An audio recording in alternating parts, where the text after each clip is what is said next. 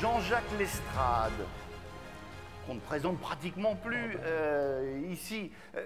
Jean-Jacques, qu'est-ce qui fera que demain soir, vous estimerez que ce mondial a été une réussite ou un échec cuisant? Déjà, quand je vois le monde présent dans la salle, je trouve que c'est déjà bien que tout le monde soit mobilisé déjà pour venir ici. Et si à la fin des 2 jours, il y a autant d'ambiance qu'hier soir, donc je pense qu'on aura réussi notre pari. Ça s'est terminé un peu tard et c'était une très très belle ambiance grâce à nos amis normands. Voilà. Comment vous avez orchestré ces 2 journées? Alors ces 2 journées, elles sont orchestrées à peu près de la même façon. Voilà, on est bien au milieu, dans la lumière. À peu près de la même façon. Il y aura 4 plénières, donc 4 demi-journées. Chaque demi-journée, une plénière avec un keynote speaker d'abord qui commence. Après, derrière, une petite table ronde sur le sujet. Pourquoi petite? Une belle table ronde. Grande table ronde sur le sujet et qui se terminera par un concours de pitch de PME pour les 3 premières sur le thème de la table ronde.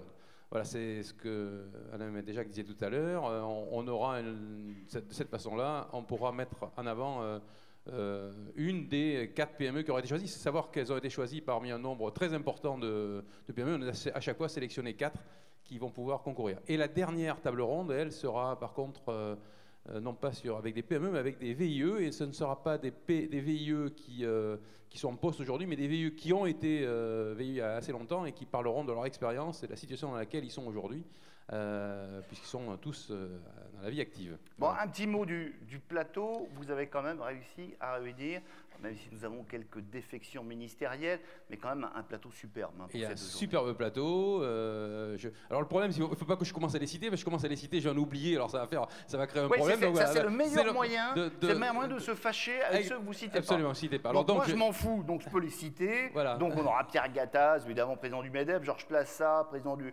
groupe Carrefour, Muriel Pénicaud, directrice générale de Business France, Nicolas Dufour de la BPI, Pascal Lamy, et des intellectuels qui vont se succéder. Voilà. J'en oublie plein. Voilà, j'en oublie beaucoup, comme ça se fâchera avec personne. Alors sachez que ce programme, il est mis à jour en permanence sur l'application ConnexMe, et avec les horaires, etc. Alors ça, c'est la partie plénière. Alors j'ai oublié, dans la plénière, il y aura aussi 2 autres tables rondes, dont une ça s'appelle Autre Monde Nouvelle-France. Il y aura aussi un Autre Monde Nouvelle-Europe, avec une séquence Brexit, et vous verrez à quel point les conseillers du commerce extérieur peuvent apporter quelque chose par leur réflexion sur des sujets comme le Brexit, qui est quand même un sujet de préoccupation de tout le monde. Il y a un truc que vous m'avez dit, Jean-Jacques, il ne faut pas que j'oublie de remercier un sponsor un peu de la dernière heure. Mais j'aurais dit un peu plus tard, mais effectivement, on a des sponsors. Alors, on peut parler des sponsors. Je vous y fais penser.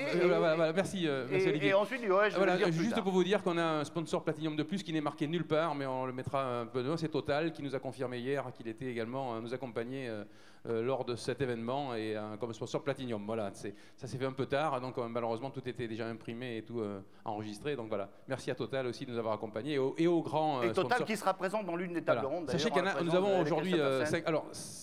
Merci de me faire la passerelle. Il y aura pour ce côté sponsor un espace où nous vous convions tous pour les pauses du déjeuner. Où vous avez pu prendre le petit déjeuner ce matin, on vous a laissé juste à l'entrée ce matin, mais vous pourrez rentrer à l'intérieur de cet espace. Dans cet espace, tous les sponsors seront présents. Il y aura également des espaces géographiques pays où vous pourrez vous renseigner pour ceux qui veulent avoir des contacts. C'est le Hall Lexington. Voilà, alors dans le Hall Lexington, ce sera un amphithéâtre dans lequel nos partenaires sponsors pourront, pendant les pauses également, présenter leur activité et faire un petit pitch également sur leur activité. Et il y aura également, de la même façon, un autre side events.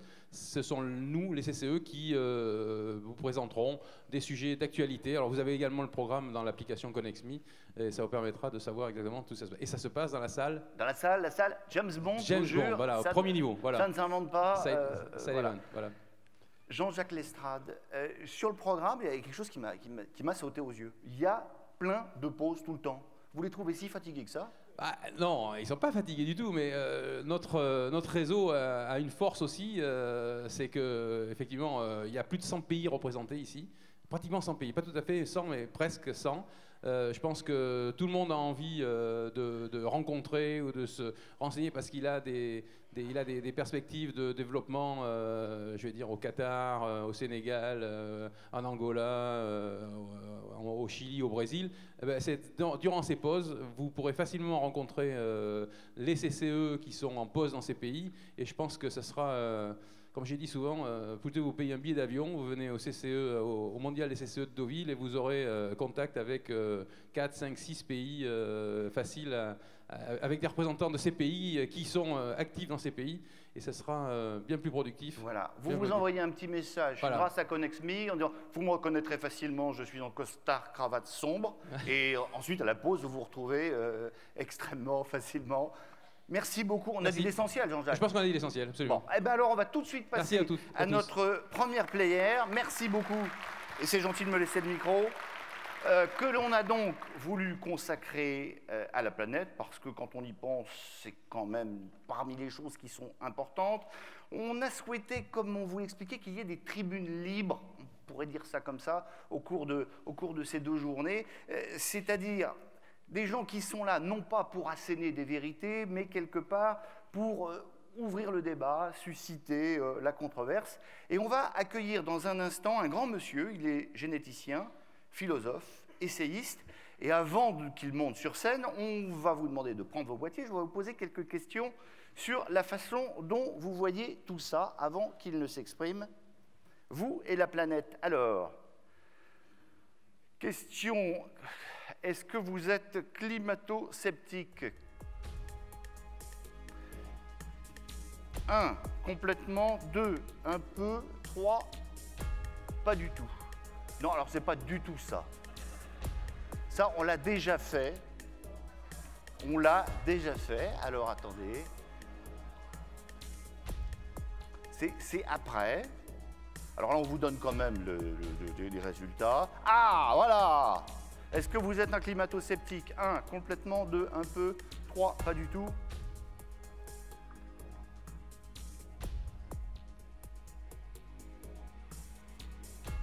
Là, ça se rôde un peu. Hein, il faut... Alors, on a la réponse.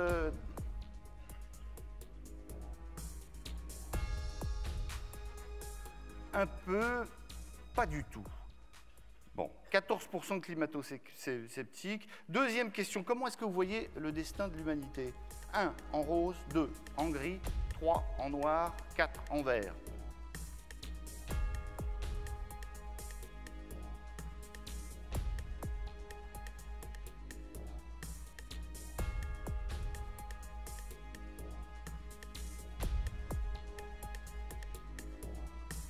Alors, je vais dire autre chose.